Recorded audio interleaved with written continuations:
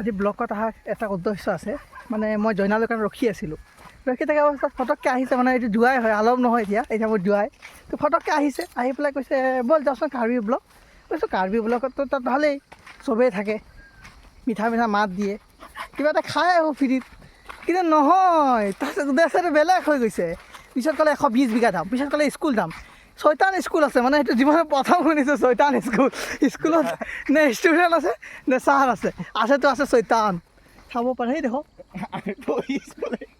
সেই দেখক, দেখা পাই আছে আপোনালোকে, গৰুও পৰিব যায় তাত, সেই দেখক। আৰু লৈ আহিছে পালচাৰত, কিন্তু আহিছোঁ দেখক কিহত, KTM। মানে এইটো খোজকাঢ়ি পেলাই KTMটো কি KTM ধৰিব নোৱাৰোঁ গাইছ। আৰু আলম বেপাৰী হৈ গৈছে, শুনিছে, বেপাৰী দেখক।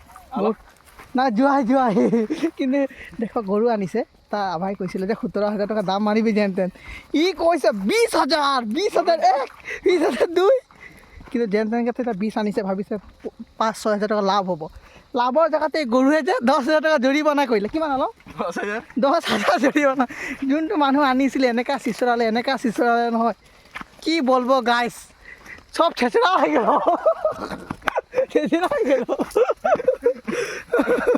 কি খালো আৰু দেখকচোন গৰুটো কেনেকুৱা উৎপাত।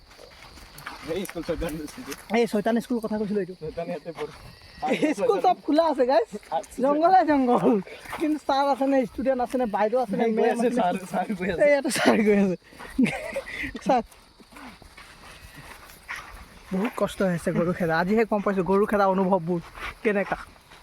ঠিক আছে, হ'ব আৰু ইমানতে ব্লগটো সামৰণি মাৰিলোঁ। জোৱাই দা ব্লগ।